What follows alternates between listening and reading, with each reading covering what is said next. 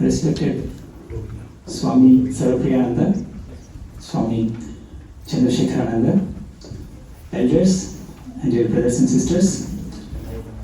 My name is Srimant, and it is my honor today to be representing the Sri Sathya Center that is hosting this program for this evening. A quick note about the Sri Sathya Center. Sri Sathya Center of Beaverton comes under the umbrella of Sri Sathya Sai International Organization. The organization was founded by Sri Sathya Sai Baba in 1967. Sri Sathya Sai Baba, as most of you may be aware, is a world-renowned spiritual teacher, humanitarian and social reformer. Through his teachings, he emphasized the essential unity of all religions, and he preached the universality of the one God. For more information about the organization and about Sri Sathya Sai Baba, please pick up a pamphlet that's placed at the back of the hall on your, you may have seen it on your way inside the hall, but please feel free to pick up a pamphlet. Coming to the agenda of this evening, we will start off with opening prayers and devotion songs. We will then get to hear Swami Sarvapriyananda talk on the topic of ideal guru-disciple relationship. We'll have a time for a short Q&A after that, and then we'll conclude with closing prayers and arti. A few housekeeping rules, as you may be aware by this time. Please silence all your mobile devices, and please maintain silence in this hall during the entire program. So now we'll start off with opening prayers and devotion singing.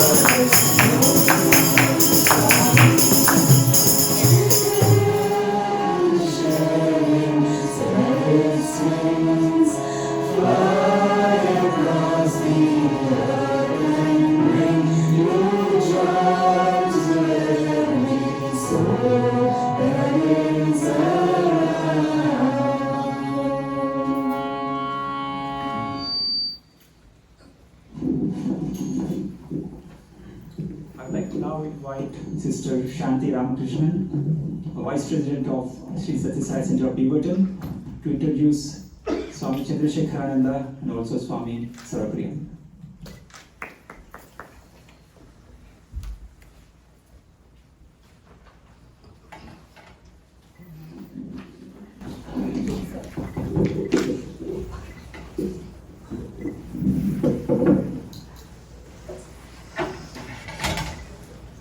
Good evening, everyone. My name is Shanti. It's a great pleasure for me to introduce and extend a warm welcome to Swami Chandrasekharananda ji and Swami Sarvapriyananda ji on behalf of all of us. Short bio of Swami Chandrasekharananda ji. Swami Chandrasekharananda joined Ramakrishna order at Ramakrishna Math, Lucknow, Uttar Pradesh. He was ordained as a monk in 1988. He served in hospital in Math in Lucknow for more than 20 years. During that time, he wore multiple hats. In early 2000s, Swamiji served in a hospital run by Ramakrishna Order in Kolkata. In mid-2000s, Swamiji served at the Vedanta Society of Sydney in Australia. Swamiji came to US to become the minister in charge at Vedanta Society of Portland in December 2015. During this time, Swamiji had taught several texts on Vedanta and yoga, including Yoga Sastras, multiple principal Upanishads, and various other texts. Swamiji has traveled all over America, Canada, New Zealand, and Australia to give lectures and talks on various topics. Thank you, Swamiji, being with us here today.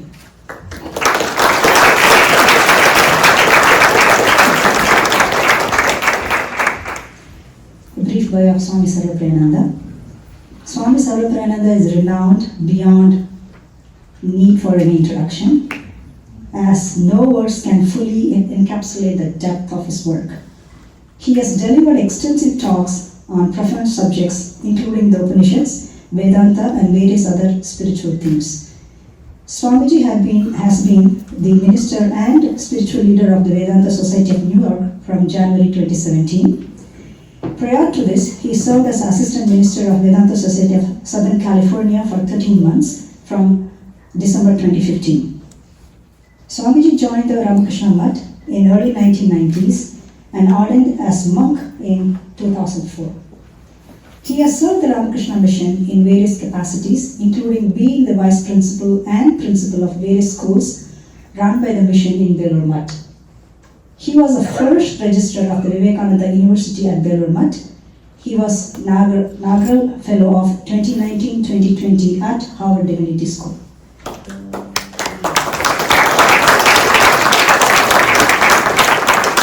Swamiji is going to talk on the topic Ideal Guru-Disciple Relationship. Without further ado, please welcome Swamiji.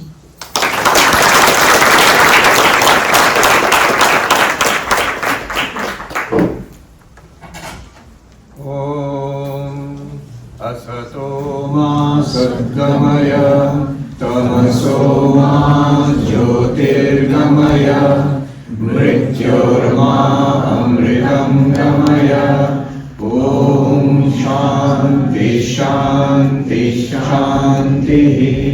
Om, lead us from the unreal to the real, lead us from darkness unto light, lead us from death to immortality. Om, peace, peace, peace. You can hear me clearly? Yes. At the back? Yes? Okay. My pronouns to revered Swami Chandrasekharananda Ji Maharaj. It is actually thanks to him that I'm here in Portland this weekend. It is his affection, his kindness, and his organizing this important event. Actually, the occasion is that the Vedanta Society of Portland is celebrating its 100 years.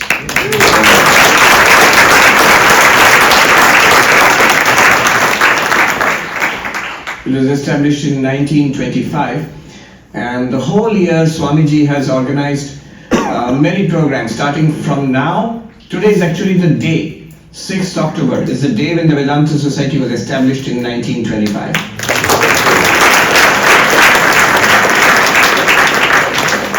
So from today for the whole of the next year up to 2026, he has organized a number of talks, number of programs. Many speakers, monks, Matajis will come. So it's like a veritable spiritual feast which goes on all year long. And it's because of that also I'm able to come here once again. This is my second visit to your beautiful the Sathya Sai Center here in Beaverton. Like last year, I'm also very impressed by your community. There's so many people and a beautiful choir here. And there's a spiritual, we all feel it, there's a spiritual vibration, there's an upliftment the moment you come into this temple. The subject that has been set out for this evening, an ideal Guru-Shishya, Guru and disciple relationship. But if you ask any monk of the Ramakrishna order, they'll immediately think of only one thing, that is Ramakrishna and Vivekananda. You see, in Vedanta, it is a knowledge system, so there's an importance of Guru and disciple. Vedanta is a knowledge which has been handed down from Guru to disciple from times immemorial. Thousands of years back, you go back to the Vedic ages. So at that time it was always, from that time till today, unbroken lineage of Guru and disciple. And often you will find the list of Gurus and disciples also. You know, who was the Guru and who was the disciple.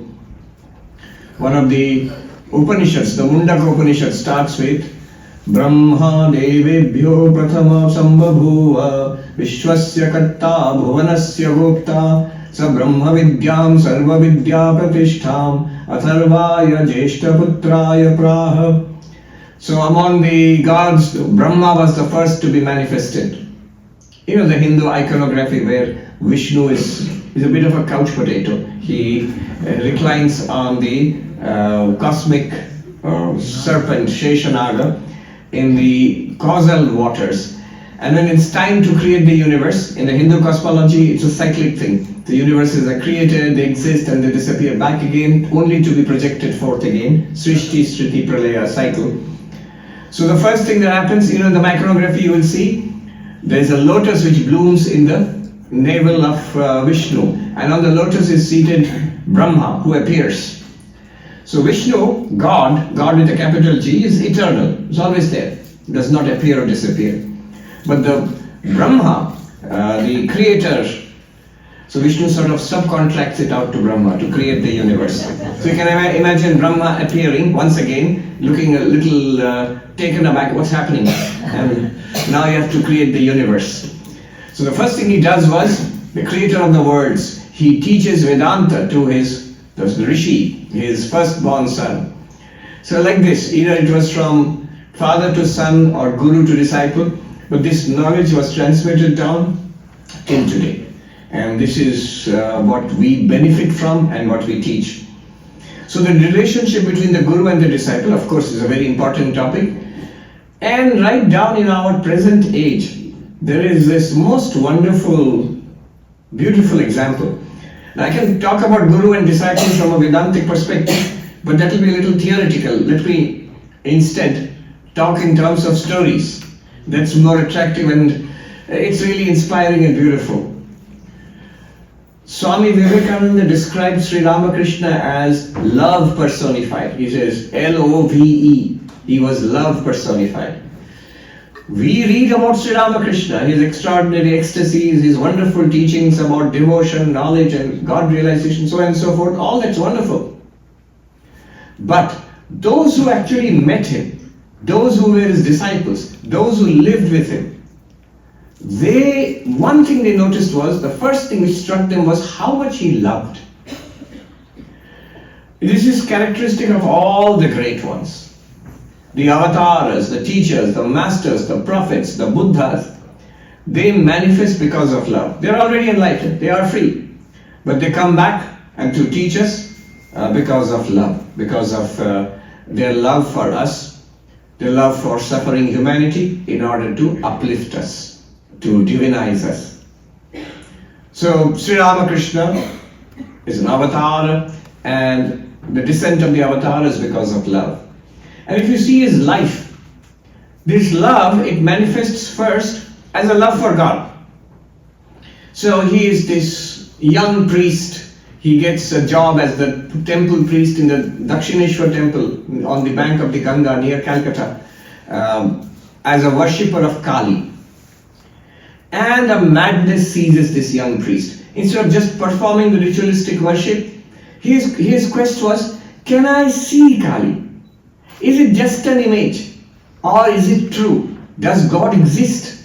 Can I experience God? So many great mystics throughout the ages have experienced God. Can I not see God also? Is she just an image, or is she living? Kali. So he worships, he prays, he meditates, he worships, he repeats the mantra with entire wholeheartedness. This is one thing about Sri Ramakrishna. These are things to be learned in spiritual life.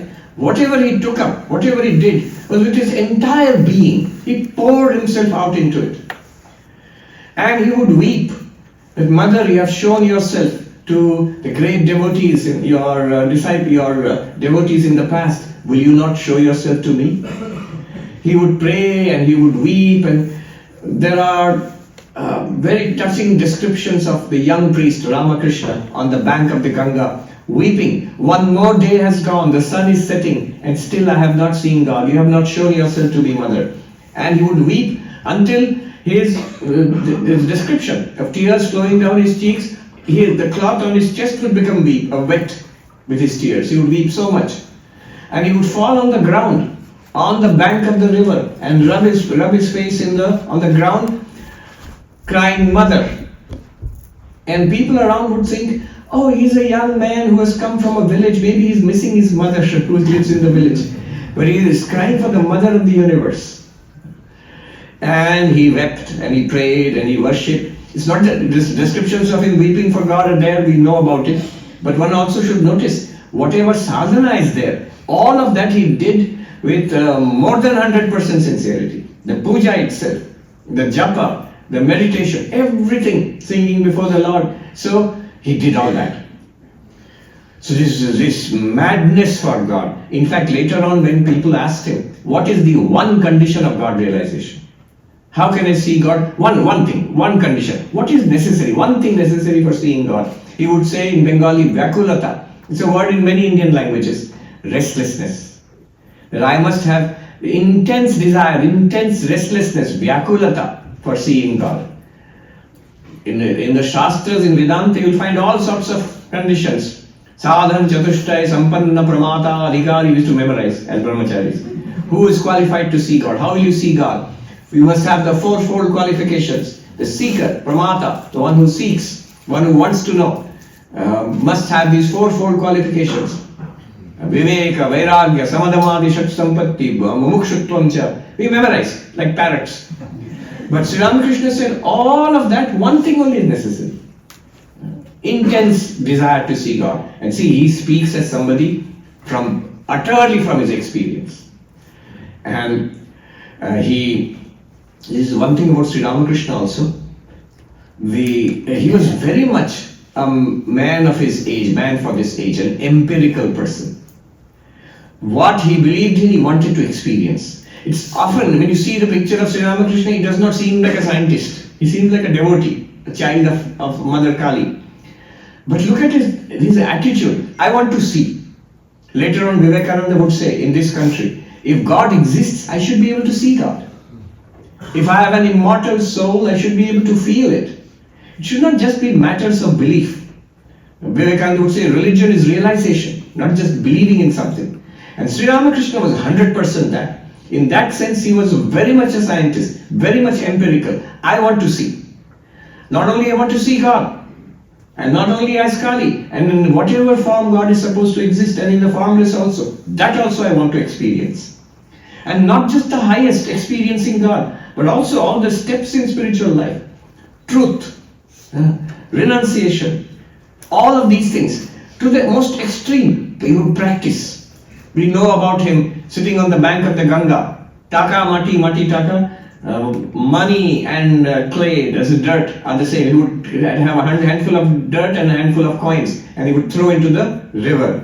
What is he doing? He is trying to make it in his mind, actually, truly, literally practice that and say, it is the same to me. He goes to the toilet of the sweeper, and secretly, at that time his hair was long and matted due to long years of intense tapasya.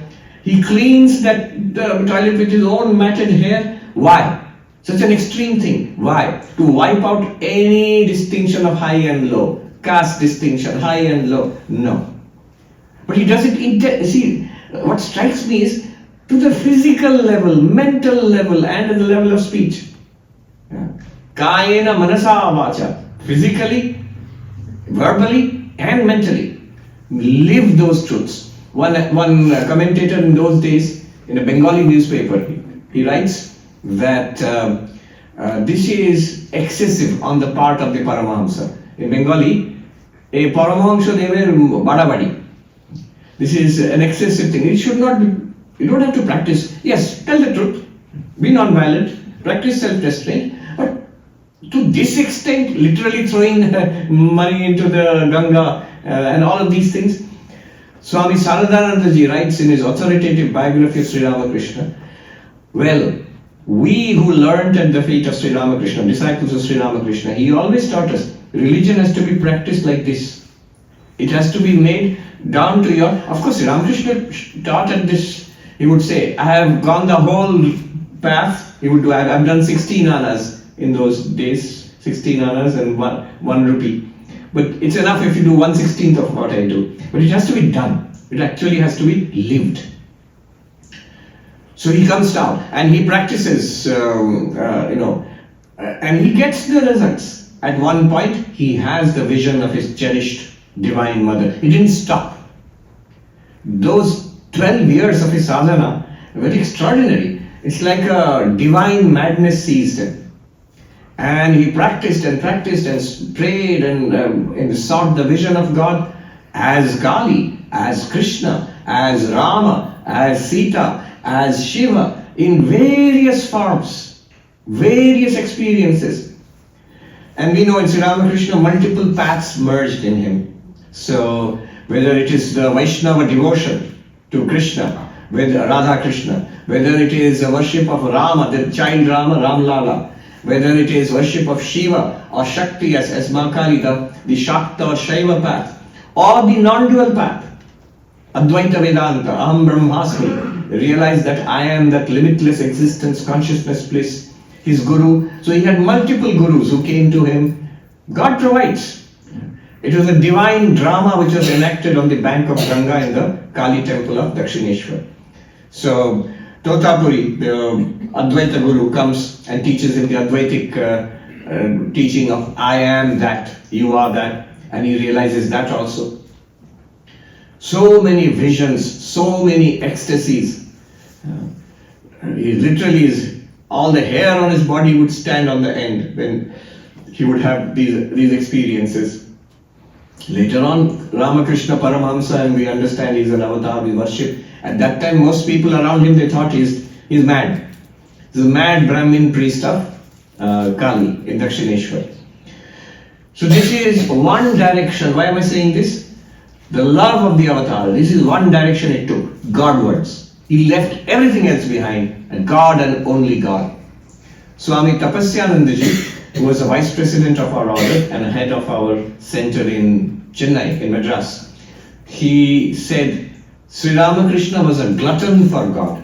Glutton is greedy, so this is normally glutton for food, glutton for God. In whichever form he became aware, the God can be experienced in this form, worshipped in this form. I want to see.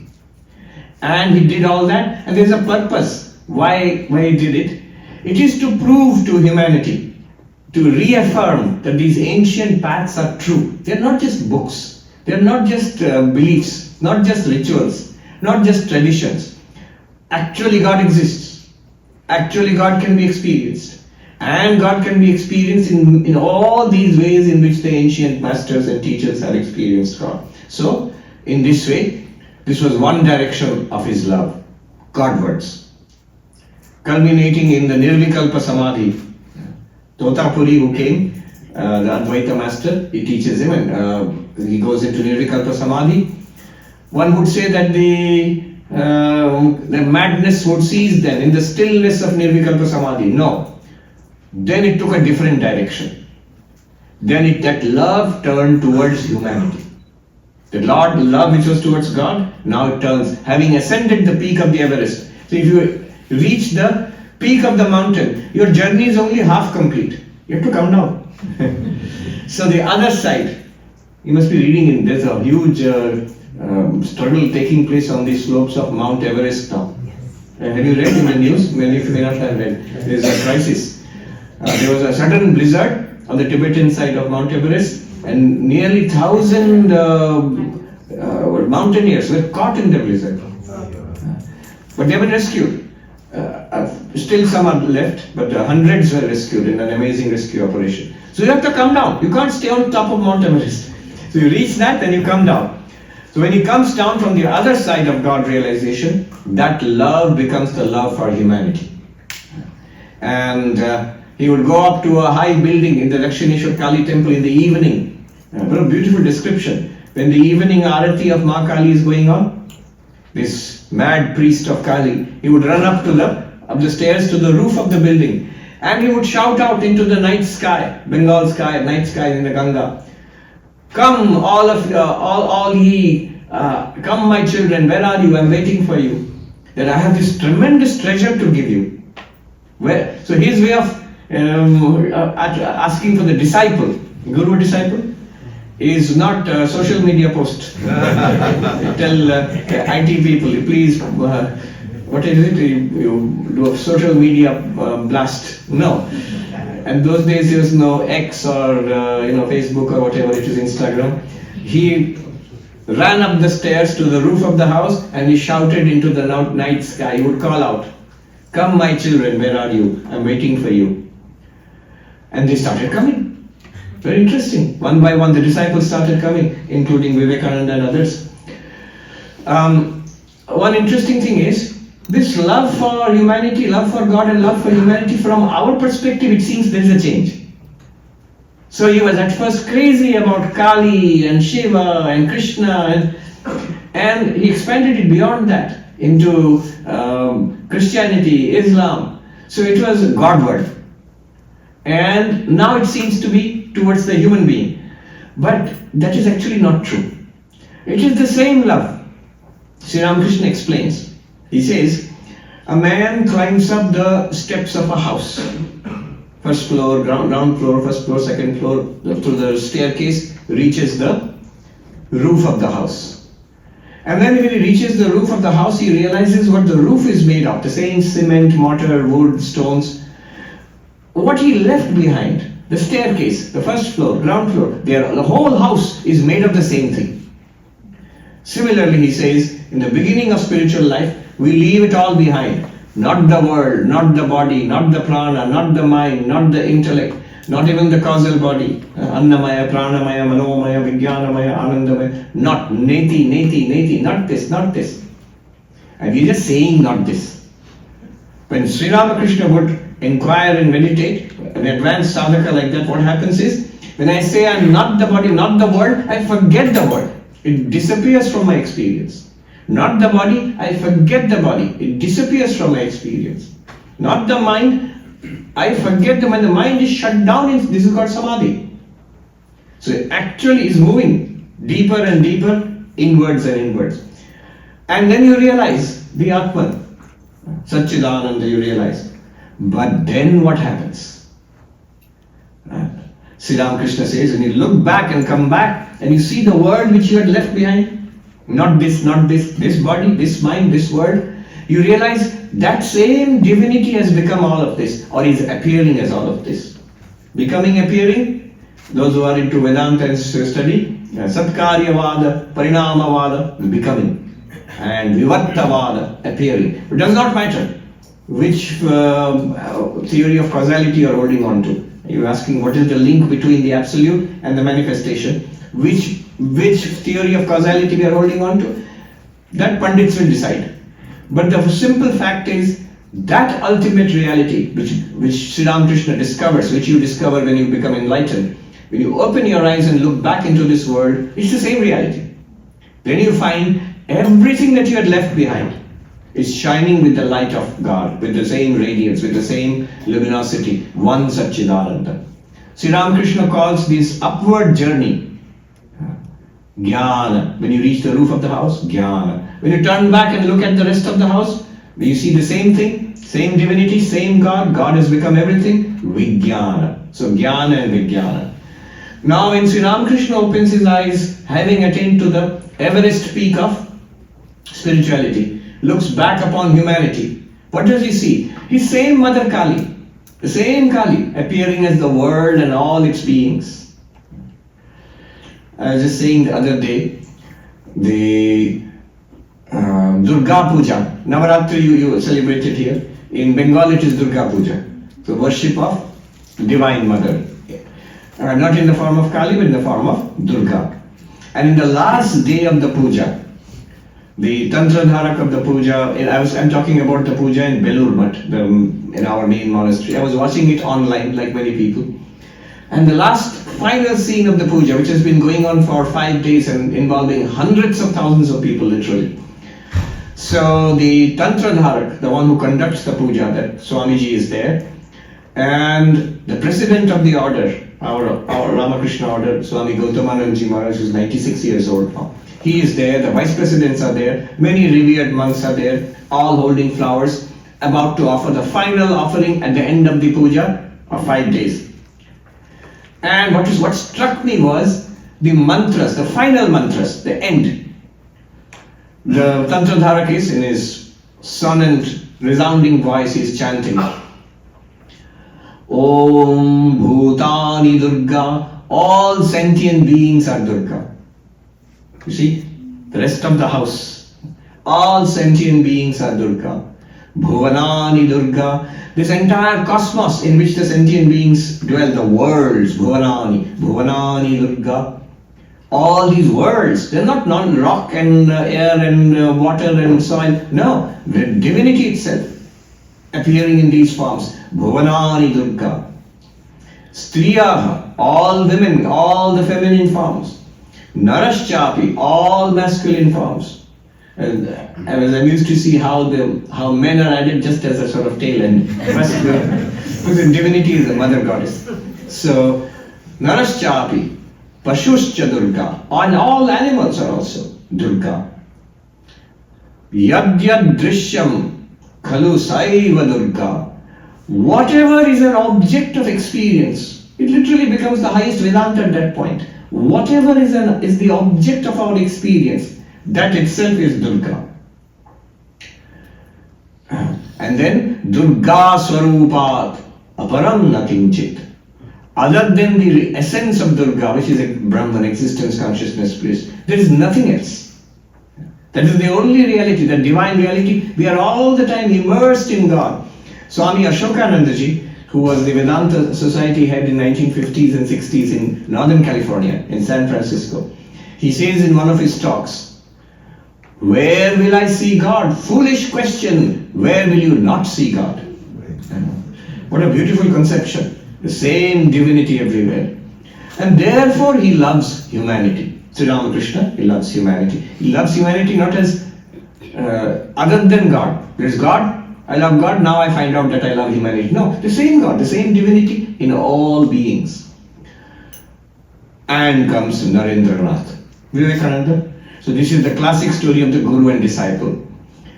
So we have this beautiful story. Sri Ramakrishna himself narrated. He had a vision that the Sapta Rishi, the 7 sages, are meditating, and the light is a mass of luminosity. And a ray of light comes from that and comes in the form of a divine child to one of those sages and rouses that sage from samadhi and says, I am going, look, the world sinks in darkness. I am going to the world, will you not come? And then that light goes away to the world. And that sage also ascends. Now all this story, he does not say it clearly, but we understand that that light, that divine child was Sri Ramakrishna, and that sage is Vivekananda. Because when he sees Vivekananda for the first time, young man, Narendranath Datta, rather brash, very brilliant intellect, one of his college mates, who later became a big philosopher, he says, in Narendranath Datta one saw an intellect, a rare intellect, the likes of which I have not seen, perhaps only among the best students of philosophy in German universities, he says.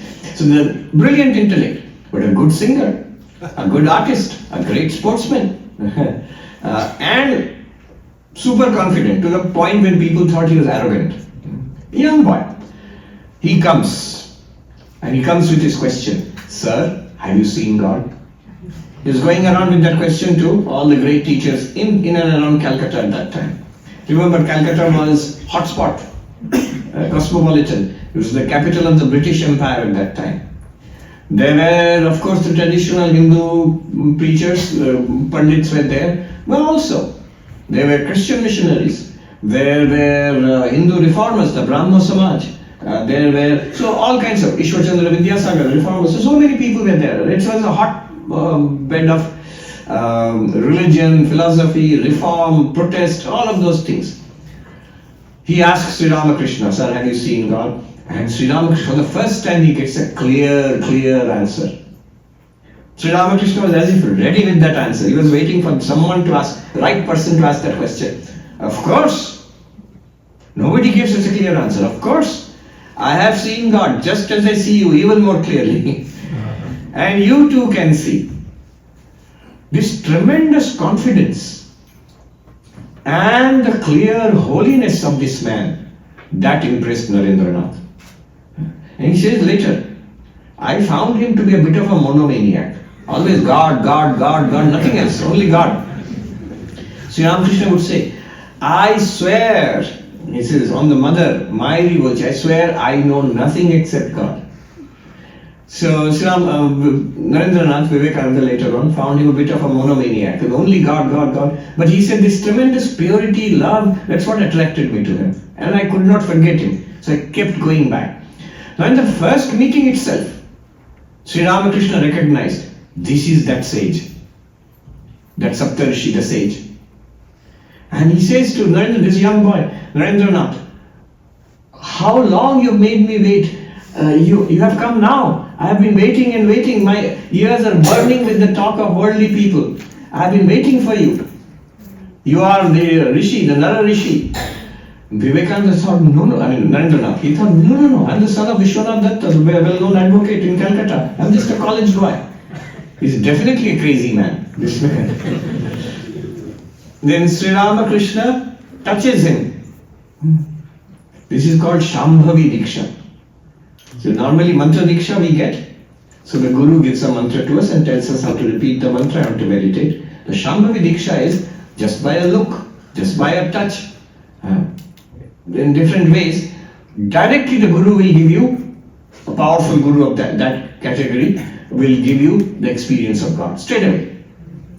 That is the highest initiation, Shambhavi diksha. So Sri Ramakrishna just touched him. And Narendranath found that the world is spinning around him, disappearing into a vast luminosity, and his own existence is disappearing into his individuality, disappearing into this vast luminosity. He got scared. He said, stop, what are you doing? So, in the very beginning itself, the first meeting itself, one sees that Sri Ramakrishna was about to give everything to Narendranath.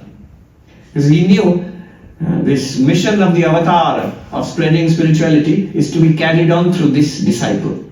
So the Guru wants to give enlightenment to the disciple from the very beginning. Guru is not miserly.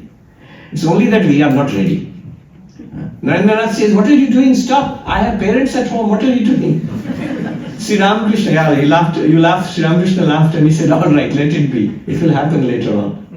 And again, Narendranath found the world is exactly the same as it is. So he started coming to Sri Ramakrishna, and we know, I'm not going to repeat the whole story. It's a beautifully well documented story of how the master, the great master, teaches the great disciple. The disciple is this is literally ideal. Here is a master who is Brahmagyani and Avatar. Here is the disciple. So none of them are they are actually not guru and disciple. They are perfected souls. But to demonstrate to us what is the ideal guru-disciple relationship for our sake. So perfected guru and a fully qualified disciple. We need not measure up to that, but he shows us the way. What's the way? What's the ideal? I have this funny story about one of our senior Swamis.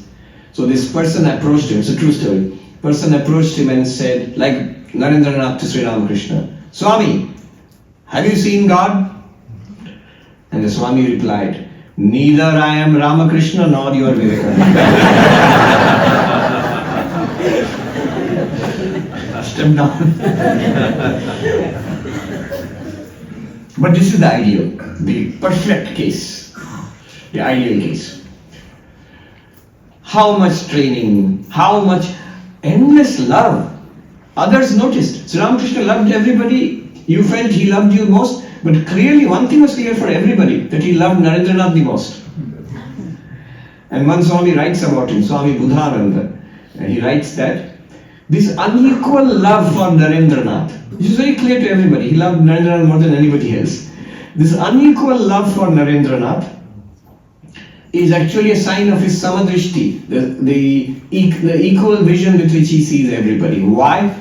Because he was going to make Narendranath the perfect disciple and transmit all his spiritual wealth to him, which would be scattered across to humanity, for everybody. So the love for Narendranath, special love, is the love he had for all of us, to spread spirituality across the world. He knew, although Narendranath refused it completely, but he knew this person is the one who is going to bear this message across the world.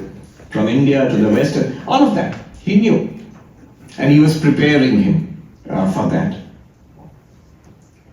Kali, very interesting, if you look at Vivekananda and Narendranath, both Advaita Vedanta and the worship of Kali, both he rejected at first. He did not like it. Rejected means he did not like it.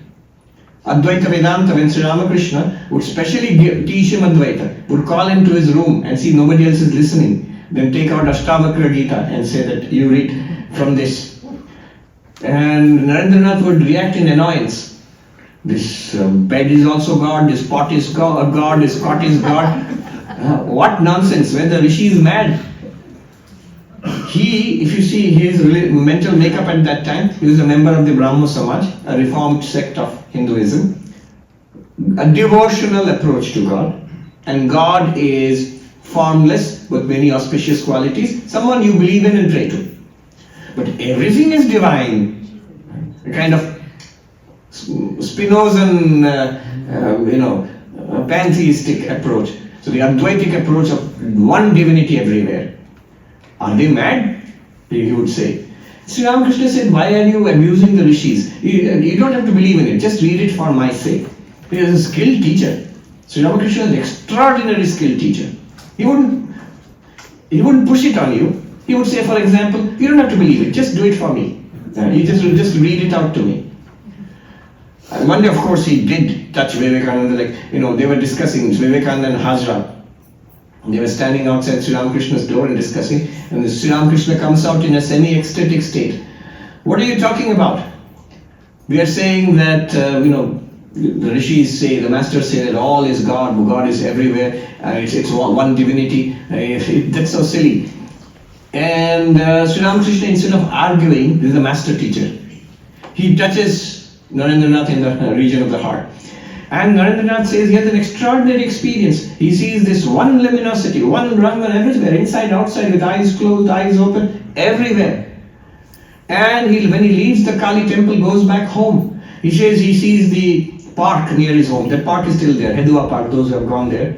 He says, iron railings on the fence of the park. He says, I bang my head against them because they seem to be insubstantial. are they real? There's only one consciousness, luminosity everywhere. He says a horse-drawn carriage is racing along. I didn't feel like stepping aside. So I felt there's one existed. He luckily did step aside, because otherwise today we would be in trouble. And so on. So that's how, after that he could not doubt. That mood lasted 3 days for Narendranath. After that he could not doubt that that's a fact. Kali, on the other hand, worship of Kali. First of all, it's image worship. Narendranath did not like that.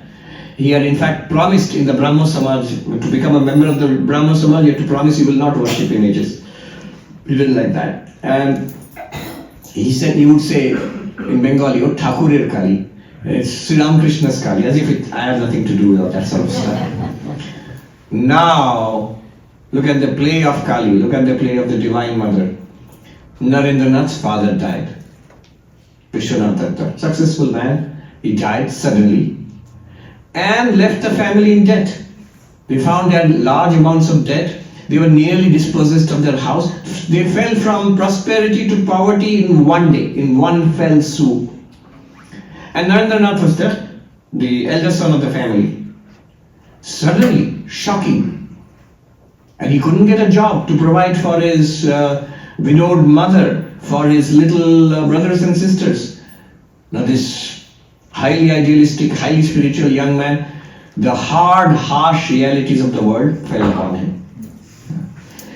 And he struggled and struggled. And such a qualified, brilliant young man, no job, no way of earning money. This is also the play of the Divine Mother. Finally, he comes to Sri Ramakrishna. See, even Narendranath comes to Sri Ramakrishna to ask for money. This is the play of the Divine Mother. So it is her play. No matter how spiritual we are or how worldly we are, it is she. If you think we are very spiritual, she can make us humble in one instant. If we feel that we are hopeless, we are worldly, what can I do? If you are humble and surrendered to her, she'll make us spiritual in one instant. And it's her power. Anyway, so he comes and asks Sri Ramakrishna, disciple, ideal disciple, Vedantic, destined for great things, God realization and so on and so forth. He comes to the Guru and says, can you pray to Kali so that some money, job? My mother and my little brothers and sisters are starving. See how helpless you become, especially if you're a responsible person, young person responsible. You feel, I can't do anything else, but I am supposed to do it. Sri Ramakrishna is delighted secretly, of course. He says, yeah, sure, you go and ask. Today is a holy day, auspicious day for worship of Ma. You go and ask for her, she'll listen to you. Vivekananda says, Narendranath, he says, no, she listens to you. He doesn't want to go. But Sri Ramakrishna won't let him go. He says, you go and ask, I'm telling you, go and ask. So he goes to the temple. This is a well-known story. And where he sees the living form of Kali, is overwhelmed. And he comes back. Sri Ramakrishna says, what happened? So I saw, it's not just an image. It's a living form of the Divine Mother there, standing and smiling, radiant before me. And I immediately fell at her feet and asked for devotion, viveka, vairagya, dispassion, devotion, knowledge, spirituality. Asked for that. So Ramakrishna said, yes, that's good. But did you ask for money? He said, no, I forgot completely. Oh, what a fool. Go, there's still time. Go again. And then he went, second time, same thing. He asked for devotion, knowledge, dispassion. Third time he went, same thing. Devotion, knowledge, dispassion. But this time he came back and said, I know it is your trick. You are playing this trick on me. It's because of you this is happening. Sri Ramakrishna smiled and he said, all right, this much I will tell you, that your family will not lack for plain clothing and food. They will not starve. Not that they'll become millionaires or billionaires. They'll be fine. That much blessings I will give. Now what is this? This is the Guru-Shishya relationship. It's a test. And the qualities of a spiritual seeker, which I recited to you like a parrot earlier. Sadhan Chatushta Sampanna Pramata Adhikari, the spiritual seeker qualified with the fourfold qualifications, is ready for God's realization. The discrimination between the eternal and non-eternal, the dispassion for the non-eternal, the sixfold treasures, disciplines of mind and body, and the intense desire for freedom. If you have those, anyway, that's just memorizing and reciting. Sri Ramakrishna was testing. Under the worst of conditions, will this boy ask for God or the world? 3 times he asked for God, and Sri Ramakrishna was very, very happy. And he was so happy, he would say, Naren Kali Meneche. Naren has accepted, Narendranath has accepted Kali, my mother. And he kept on repeating to people who came. You know, this boy Narendranath, he was tired, he was sleeping on the floor there. He has accepted Kali, finally.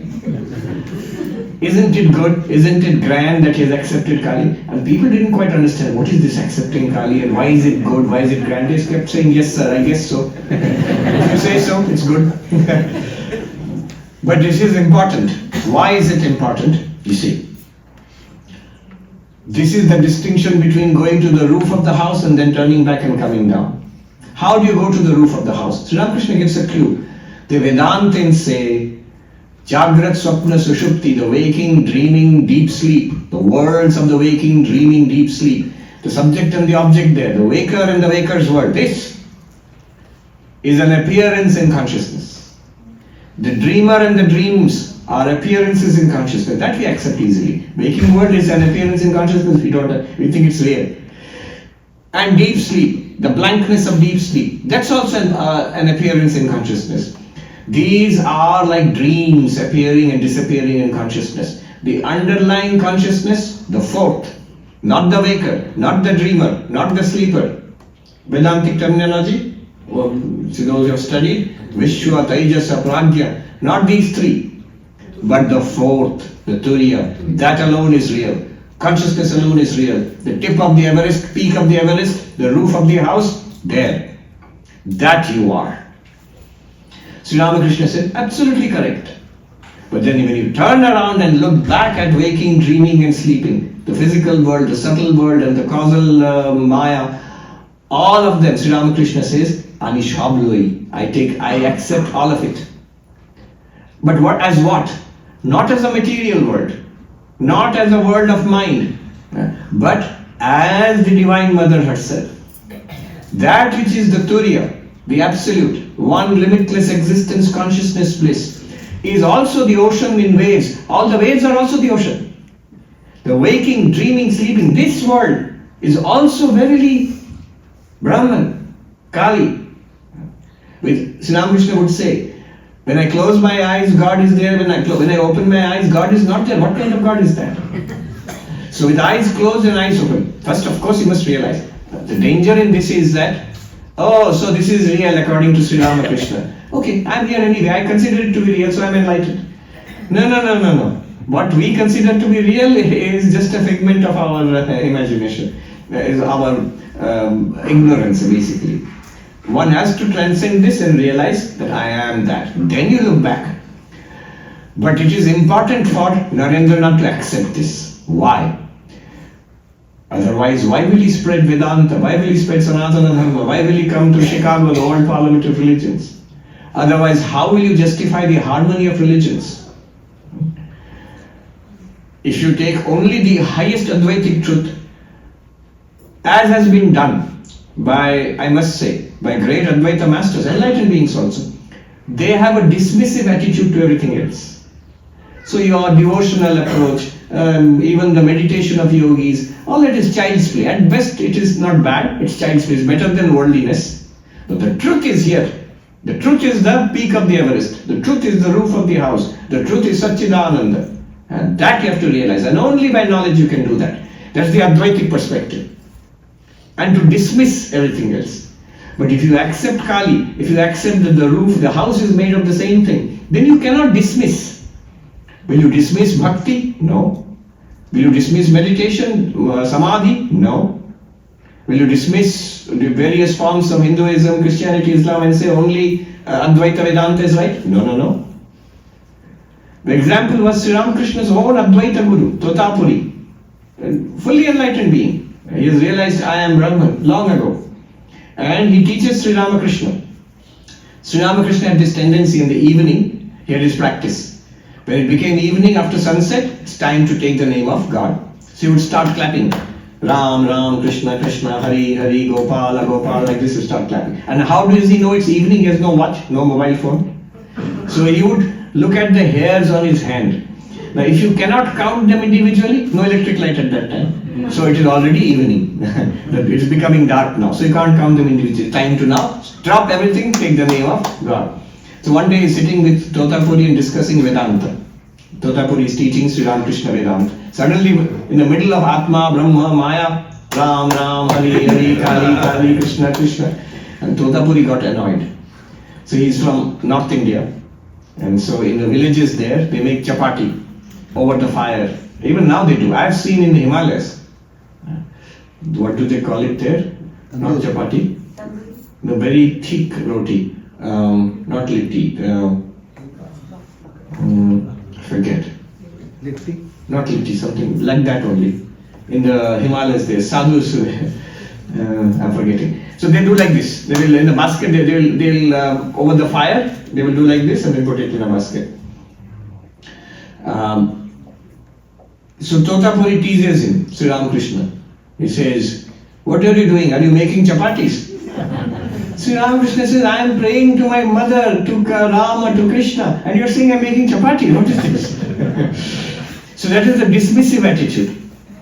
But if you see, come up the top of the mountain and come down on the other side, if you see the whole house is made of the same thing, then you cannot have a dismissive attitude. That Nirguna Brahman which you have realized, Satchidananda, that Satchidananda alone is Kali, is Krishna, is Rama, is the Avatara, is in fact all sentient beings. Bhuvanani Durga, Bhutani Durga, all is Durga. Durga Swarupat, Aparam na kinchit. There is nothing other than the nature of the Durga. Literally we are immersed in God. You don't have to just, it's not that only in Samadhi God is there. Here also, everywhere. Service of God in all human beings. Shiva Jnani Jiva Seva. Sri Ramakrishna's great teaching. So in the Sai community, service is very important. To love and to serve. Serve how? To see the divinity in all beings.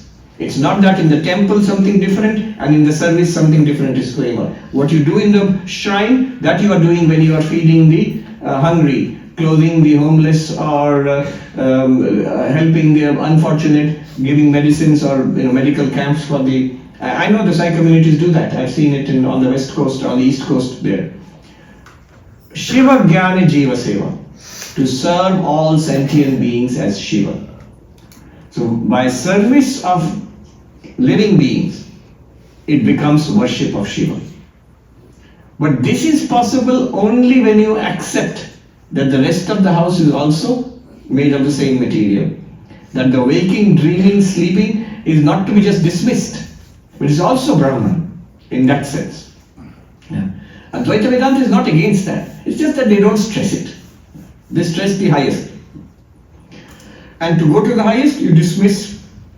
Like Sri Ramakrishna himself says, you go from ground floor to first floor to second floor, then you have to leave it behind. Otherwise you can't reach the roof.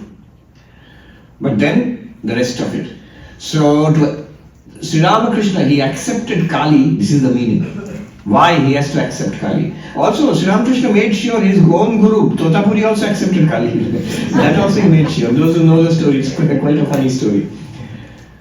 Now Sri Ramakrishna, what he does, after this comes Narendranath's Nirvikalpaka Samadhi, attains Nirvikalpa Samadhi, the pinnacle, the highest absorption.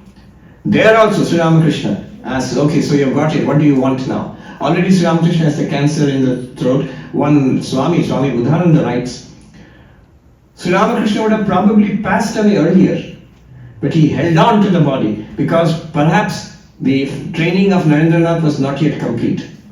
After Nirvikalpaka Samadhi, he asks Narendranath, what do you want now? And Narendranath says, this is what I wanted, Nirvikalpa Samadhi. So, I will stay in this Samadhi, once in a while I'll come down and have a snack, literally he said. Then I'll go back into Samadhi again. And Sri Ramakrishna says, he condemns it. He says, shame upon you. I thought you would be a great banyan tree under whose shade thousands and thousands in ages to come will find shelter. That's us. All the Hindus who have come after him. We have benefited from it. But here you are thinking only about yourself. See again the importance of accepting Kali, that in the world, people, the suffering humanity. So he trains. Why Vivekananda? Sri Ramakrishna says, there are those who, when they get the mango, they eat the mango and quickly wipe their face so that nobody can know they're eating the mango. They sit quietly. And there are those who will call others and share.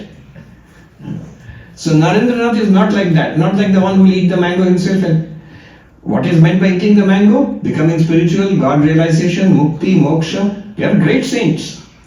But not that they will do anything else further than that. They will realize God. Maybe a few people who come, more qualified, great seekers, they might bless them. But as a blessing to humanity as a whole, to spiritualize this world, to set forth a machine of spirituality in this world, a wave of spirituality, you need a person who will not just eat the mango and wipe the face and sit quietly. Sri Ramakrishna would say 3 persons, friends went on a journey. He would tell these things to Narendranath. And they saw a big wall, and on the other side of the wall they heard some sound, something going on. With great difficulty one of them climbed on the wall and he saw what's going on the other side, and he danced in joy and he jumped on the other side. Now these two were left behind. What happened? What did he see? So the second man climbed with great difficulty to the top and he saw something on the other side and he danced in joy. Oh, wonderful! And he jumped on the other side and disappeared. Third person climbed and he saw there is in Indian language we say mela, like a festival going on. Great joy is going on. And he was also about to join his friends. Then he thought, if I also go, my poor people in the village, who will tell them that there is so much joy here? Who will bring them here? So he turned around. He didn't jump. He turned around and came back, went back to the village to call people, come, I will show you. So these are the great masters, the benefactors of humanity, and spiritual masters here. We are all here because of such people. They could have attained full liberation and spiritual realization and freedom in this life itself. After attaining, they need not have come back for us, but they come back. The reason they go around establishing institutions, writing books, giving lectures, initiating people, setting into motion a machinery. So we are benefiting from that machine. The reason why you are sitting here, whether it's the Ramakrishna order, the Sai communities around the world, it is these are the blessings of such people who need not have done it. But why did they do it? Love for us. So that third person is the one whose heart melts in compassion for all and comes back for us. That is the kind of disciple into which Sri Ramakrishna, he molded Narendranath. Having done that, the very next thing he did was he calls Narendranath to him and transmits all his realizations and powers and his spiritual power into him. He says, today I have given you everything. I have become a fakir. Fakir means beggar. Not that he has lost everything, but all the power has been transmitted to Narendranath. Now the disciple is ready for spreading the message across the world. Ma Sharada had a vision in the Ganga that long after Sri Ramakrishna's passing, she suddenly had a vision of Sri Ramakrishna quickly entering into the Ganga and dissolving in the waters of the Ganga. And then Vivekananda appears before her and takes that water and scatters it to humanity all across. That means showers that water on humanity for centuries to come. So this is the ideal guru molding the ideal disciple. And from this we learn so many things. After that, I have given you everything and I become a fakir. The mission is over. Because within 2-3 days after that, Sri Ramakrishna was gone. He passed away. It's like he held on to that body because it was dying of cancer. He held on to that body to finally finish the work on the disciple, molding the disciple. And he knows everything else will happen now. He will do everything that is necessary. After that, you know all the story of Vivekananda, the World Parliament of Religions here, how he comes and spreads Sanatana Dharma here and so on. He built a bridge between the East and the West, across which so many masters over the last 100 years have walked and come to America. whether it's Vedanta or Bhakti or Yoga, beyond Hinduism also, Buddhism, great lamas and teachers have come. The physical yoga, the Hatha Yoga, which is so popular in the United States, in the world today, now International Day of Yoga, they also came. Pattabi Joyce, Krishnamacharya, or V.K. Sayangar. So many great teachers and masters of various spiritual traditions from the Indian subcontinent. They walked across this bridge which Vivekananda built. So this is that amazing story of Guru and disciple, ideal Guru and disciple. I thought there are two ways I can do this. I can quote from the Upanishads and the Vedantic texts and tell you about Vivek, Vairagya, Shamadamati, Shatsampatti, Mumukshutvam. I can tell you the qualifications of Guru, Shrotriya, Kamahata, Brahmanashta. That's one way of doing it. The other way, which I took, the second way, is storytelling. With a peace chant, let me conclude. Om Shanti Shanti Shanti Hari Om Tat Sat Shri Ram Krishna. You have time for a short Q&A? Yeah.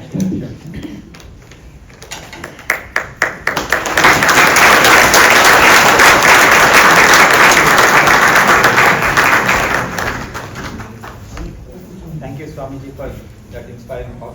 Definitely. Yeah, thank you for that inspiring talk. It's as you said, a very riveting talk because of all the stories that you have narrated. So thank you very much. Again, I can give another round of applause.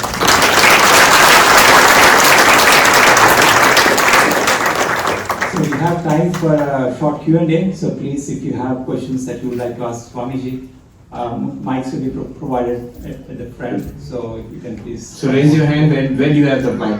They can come to you. Raise your hand. Yes. Come up here. Please come up here. Please come up here and ask.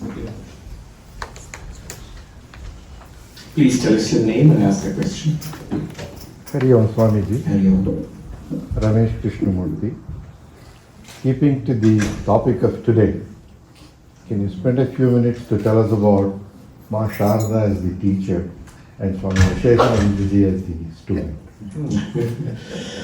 I think Swami Chandrasekhanji is more qualified to tell that, and he should hear it from his from him actually. No, go ahead. No, because Sheshanandaji was here in I know, but Portland. the details I have to read up then.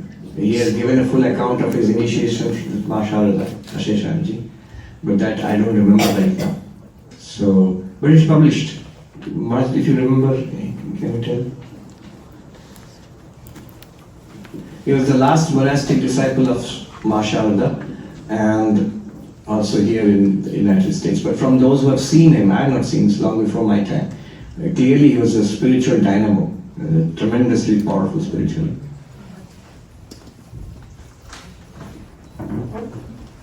Please come over to the front and we'll have the mic here in the front. So Maharaj will tell us a little bit about Ashish. Oh, sure. The microphone is flashing.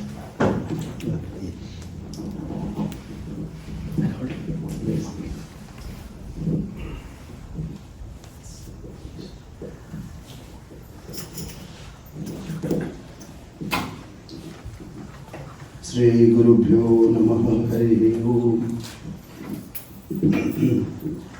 So Swami Asheshanandaji, as he was the disciple of Holy Mother Sri Sharda Devi. He was born in Barishal in East Bengal, and he came to Calcutta. That time it was not divided, the country was undivided.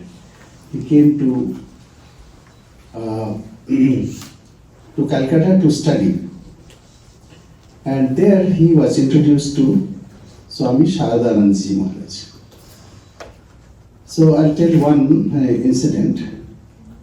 So, and gradually he started coming and serve the Swamis, and also serve mother whenever she came from Jairambati, the native place of mother, where mother was born.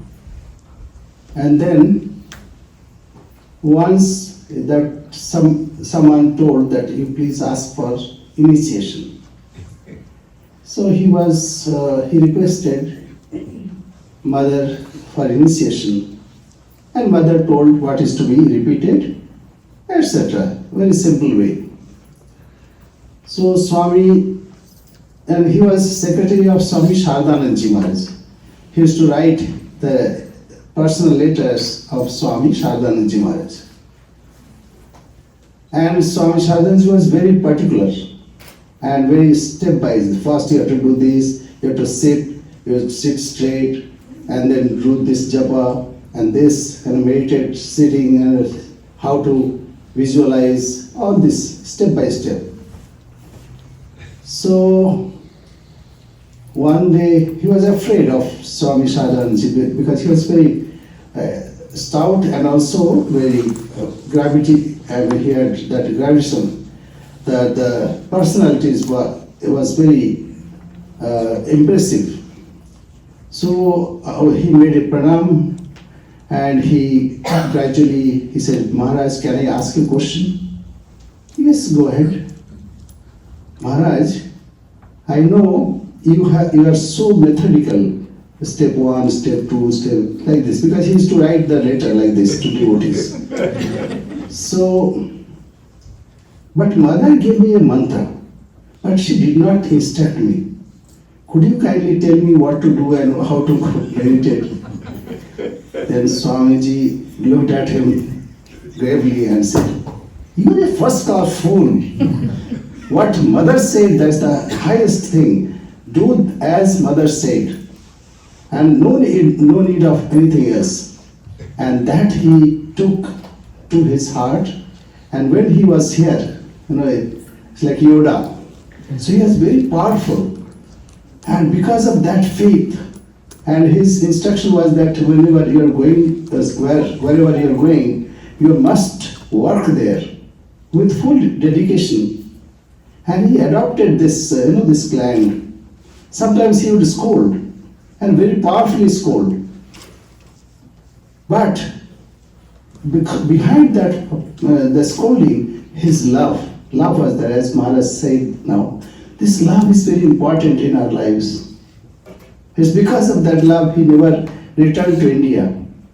So that we can think about it, that mother was so kind, and that love from mother, actually that mother we all are living, that love is encompassing. And here I find most of the people are more interested in mother.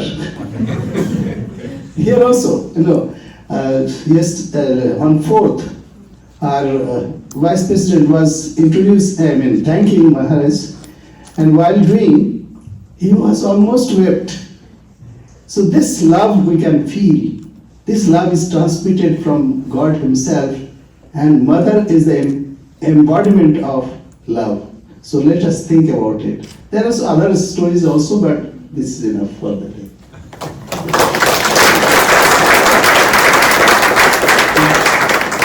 You don't have to raise your hand, you just come forward, the microphone is here, so just come here. You can queue up here also. Okay. How many of you have seen Asheshanji? Just raise your hand. 2, 3, 4, 5, 6, 7, 8, 9 people here. 10 people. Okay. Tell us your name and ask the question. Namaste, Swami. My name is Bharti. My question is,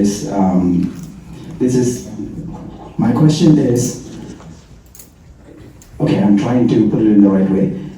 It's more related to the dream state and to the Jagrata state. So all of us are devotees, whoever we take as a guru, we have interacted with the gurus in the dream state.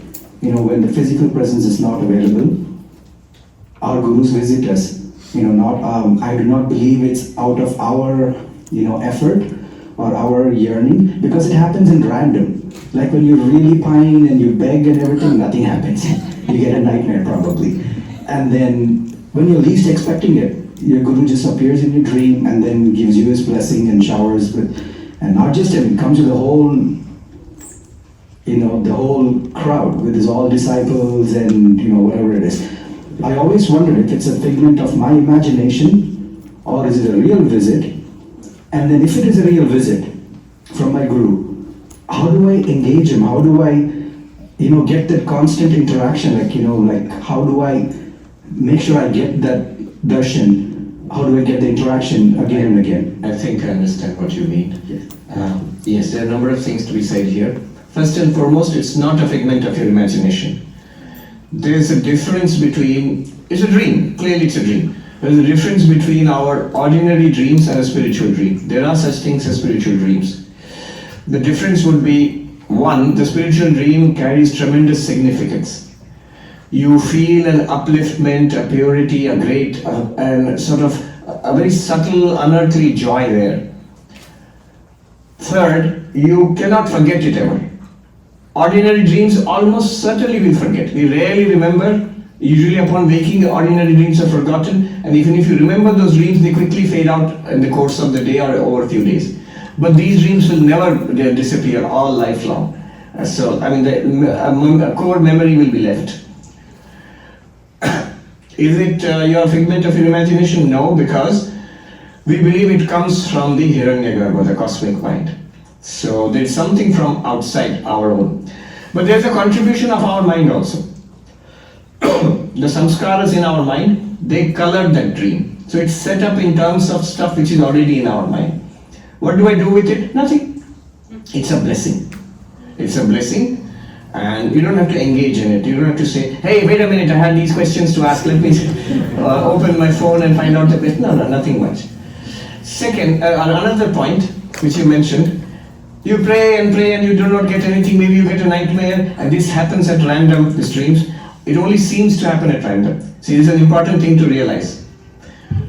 Every intense burst of concentration in spiritual life, not only spiritual life, in creative life also, in science, art, anywhere, when you intensely focus on a task and you try and you try and you try, then at one point you have to let go for a while. Then the real burst of inspiration will come. It usually does not come at the moment of maximum effort. It comes afterwards at some point. You've seen this in lives of great scientists. We all read about this. Do you remember in our chemistry classes we read about the benzene atoms, molecule structure, Kekulé, the snake eating its tail and things like that. But it didn't come randomly to somebody. This person had been working on it for months or years and just immersed in that thought. But the solution came when the person was relaxing in bed, maybe dreaming, but then a burst of insight came. So what you do intensely, consciously, it sinks into the subconscious mind. And the mind keeps on working with it and delivers a result afterwards. That's true in science, art, but it's also true in spiritual life. So our sadhana, prayer, japa is not wasted. You think nothing is happening, it is happening, it's already happening. So keep doing it. There's an old Hindi saying among sadhus, banat banjai. Making it, it's made. So you think we are not making progress, suddenly you see it's done. It literally happens that way. I've heard from number of, because I live in a community of monks, and these things you keep hearing about. I have known monks who have had visions of their deity, have had the non-dual realization. These things have happened. I know of such people. You work at it, it'll happen. Good.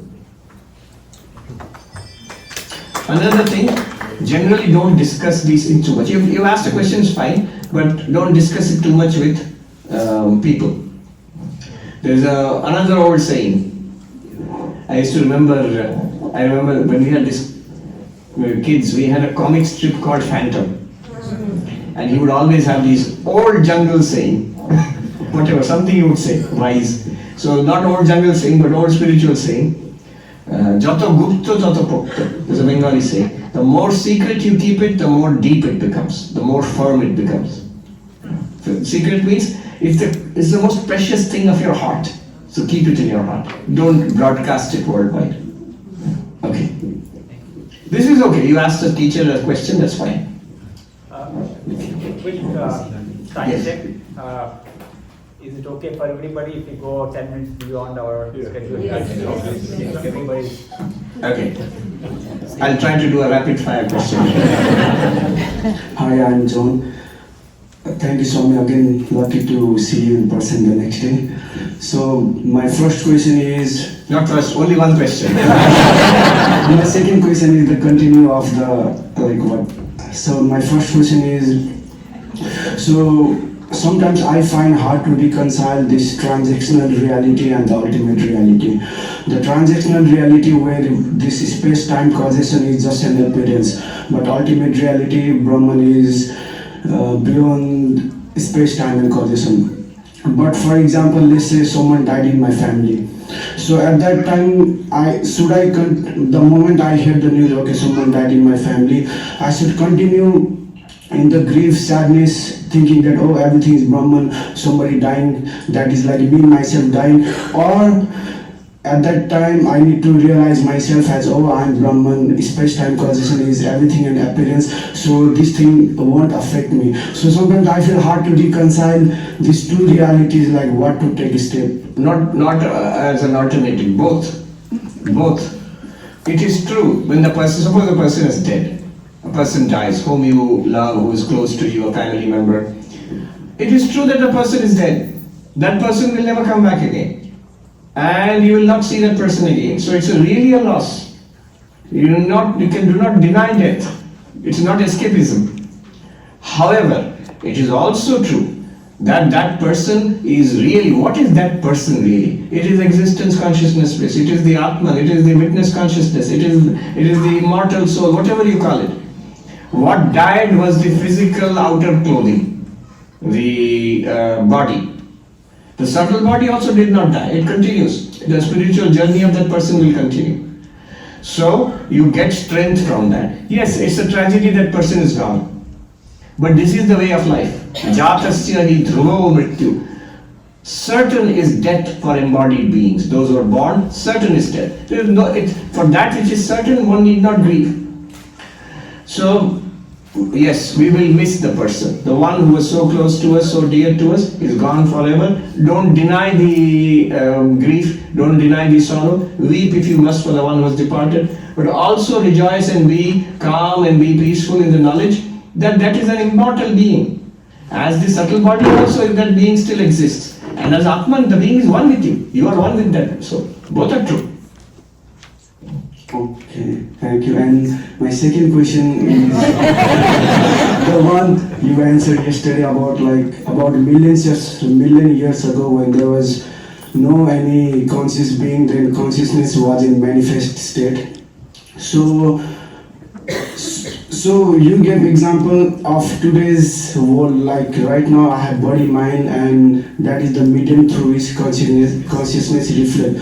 But like, let's say like a million years ago, when there was no medium, saying that consciousness was in unmanifest state, does that prove that consciousness was there?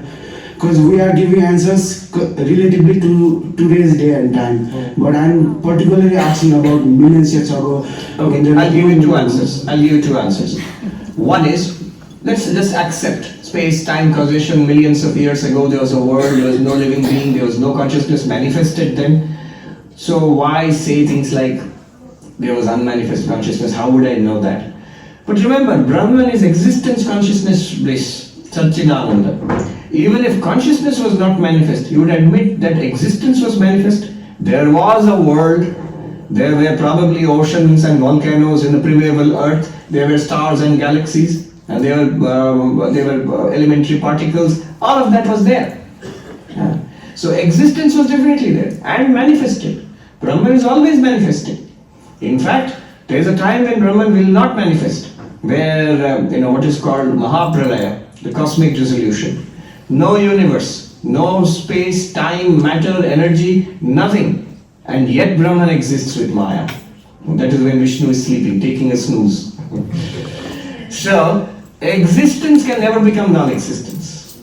It can manifest and be non-manifest. What about consciousness?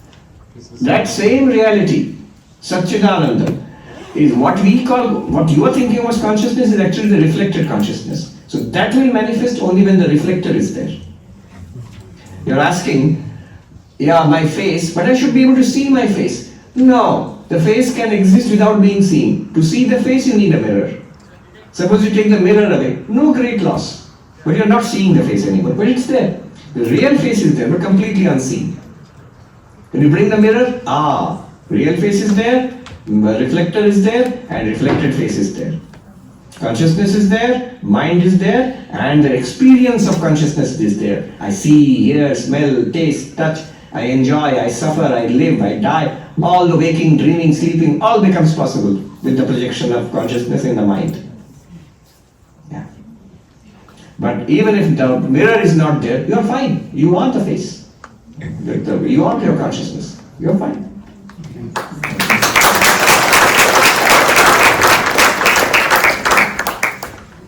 Okay, couple of questions more. Pranam Swamiji. My name is Akhilesh.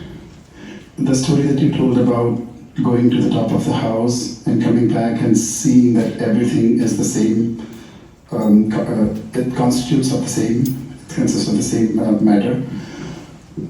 In normal times, when things are good, when we kind of repeat in our hearts that everything is Brahman, we see God in every element, Prahlad's story, everything.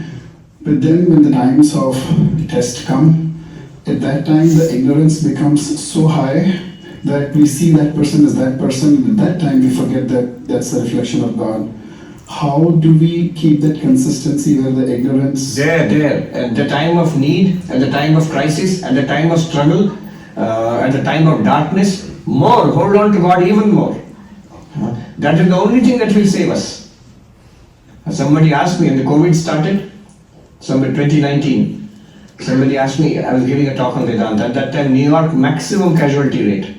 Per day, every night, we would get the report, 1,000 plus mortalities daily, in one city, not even the whole city, Manhattan. At one point we were being told we will be cut off from the rest of the world. The bridges and tunnels will be blocked to prevent the spread of COVID from outside, from Manhattan. The Empire State Building has a lighting system which shows various kinds of lighting, in different occasions. And I remember in those days, the whole city was quiet except sirens of ambulances. And the Empire State Building was lit up blood red and vibrating, like the city is in distress. It's a dying city like that you're showing. So at that time, I was talking about Vedanta, somebody with indignation said, at this time when in this so much crisis, death is everywhere, you have to talk about Vedanta. I said, this is the time you have to talk about Vedanta. Not during only leisure. That is just a leisurely occupation, intellectual occupation. Will come to Vedanta Society and listen to a nice talk. No, now. Vedanta should be able to help me now, in the middle of crisis. What will I do in the middle of crisis? I will hold on to Vedanta even more strongly. It is the same divinity here and now. Whatever happens, I am the Atman. Whatever that person does, he or she is the Atman. Divinity shines in that person's heart also. Hold on to that, then meet the challenge. The Divine Mother will give you strength to meet the challenge. Thank you. Thank you so much. It's just that when that interaction happens, it comes so like an avalanche. I know. That knowing before we get swept away, does not matter. After that, recover immediately. All right, I became angry, I became unhappy, I reacted, I fought back, I said bad things or whatever, and they also behaved very badly. Done. It's because of my mind. But I am the Atman. That person is the Atman. One Durga Swarupat na aparam kinchit. There's nothing other than Durga here. Is it a fact? Do I believe it? Yes. This is the journey. Just affirming it itself will remove 80% of your inner suffering. Affirming it itself will remove 80% of your suffering. Immediately. And one day in the middle of the crisis, if you can do it, you will see great joy. Even externally you may be scolding, quarreling, whatever the situation is. Internally you get peace. Yes.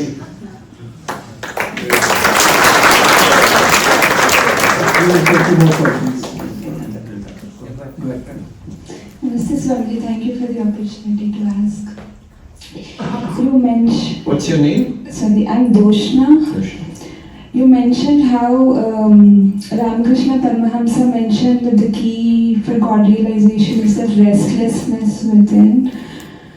So for me, as I see, there is this knowledge, this desire, this hope, but if I observe my day, it is completely devoid of any thought of wanting to know, but sometimes it just comes and just fades away. Is there any way to... Yes, certainly, there is a way.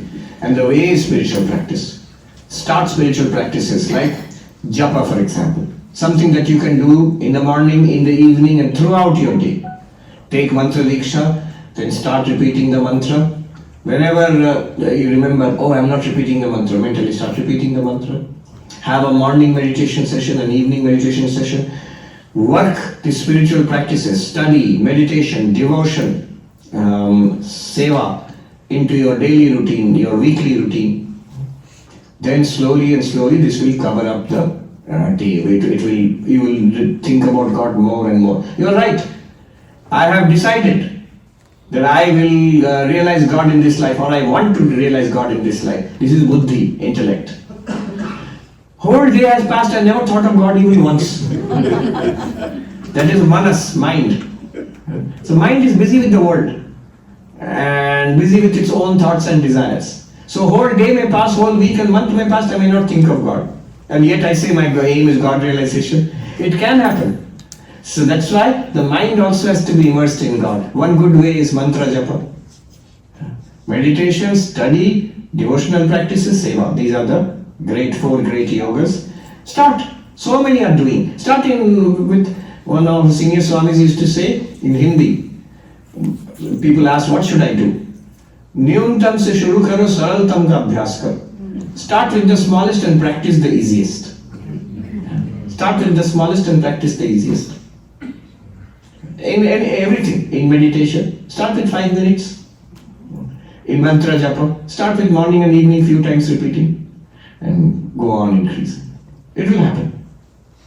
Don't let go. This is the most precious thing in the world. Don't let go of it. Last question. Good evening. This is Karthik.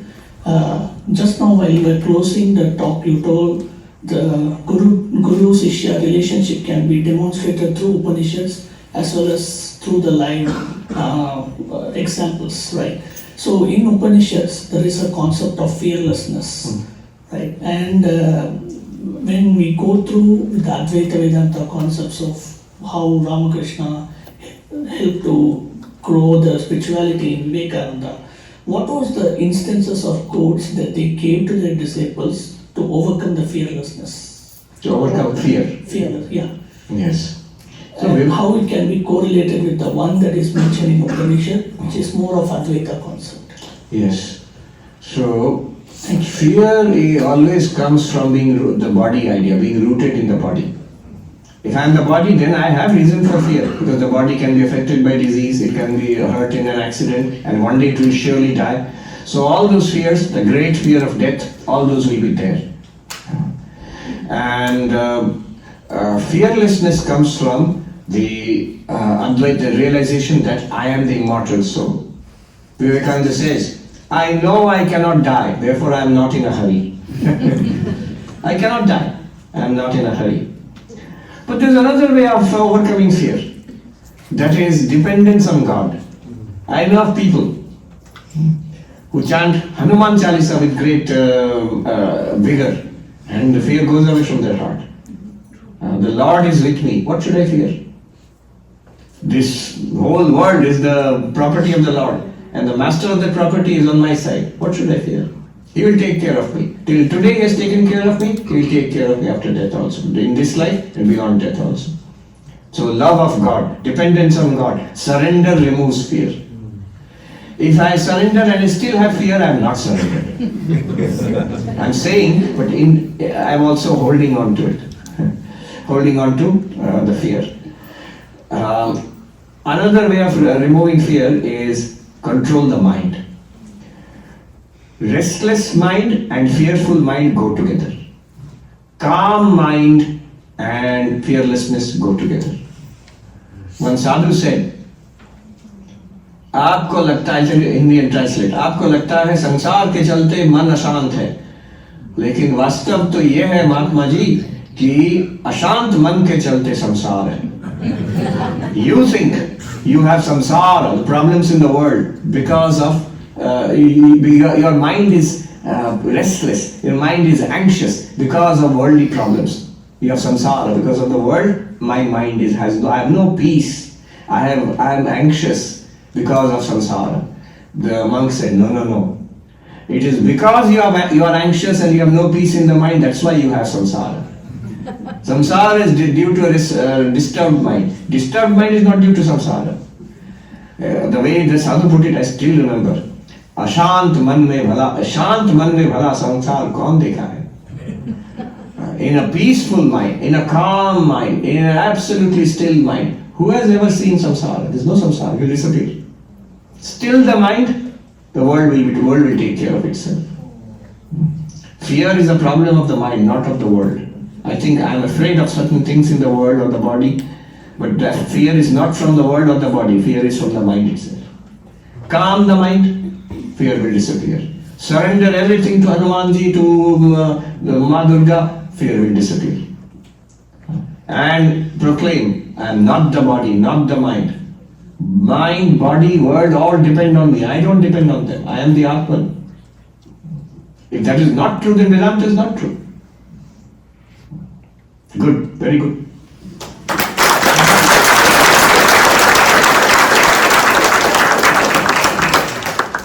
Thank you, Swamiji, for those enlightening answers and as enlightening talk as well. Thank you very much. Another round of applause.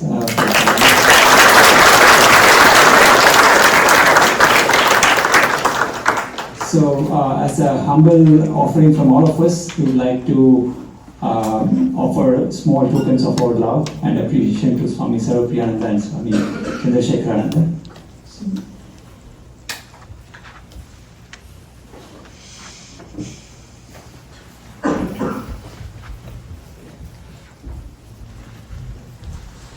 Thank you so much.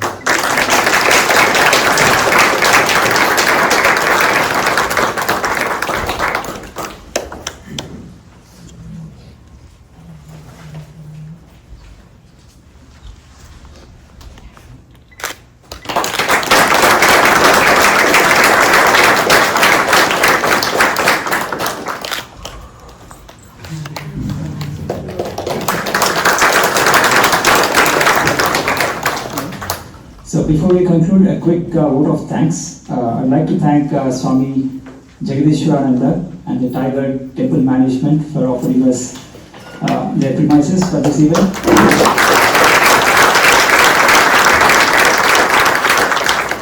And I would like to thank all volunteers from Sri Sathya Sai Center for putting this program together. They have lovingly packed dinner boxes for all of us. Please pick them up from the kitchen area downstairs. And we will now conclude with closing prayers and arati. Thank you.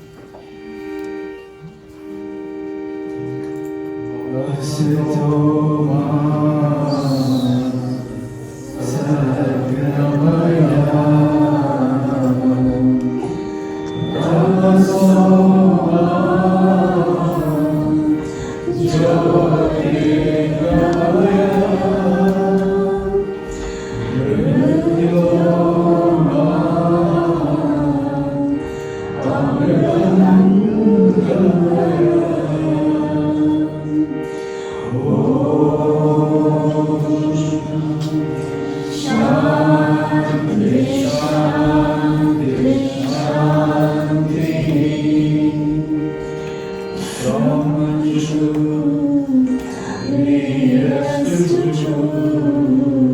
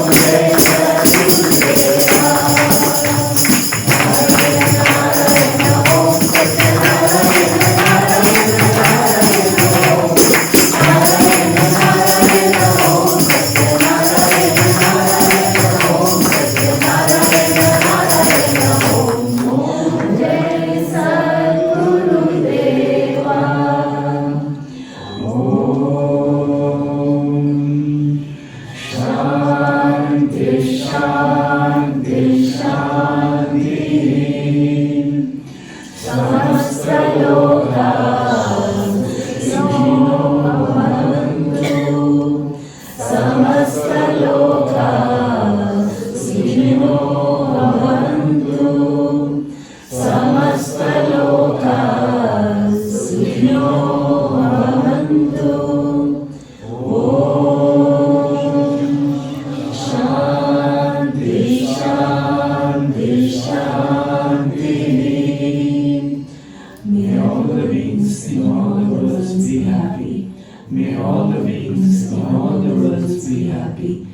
May all the beings in all the worlds be happy.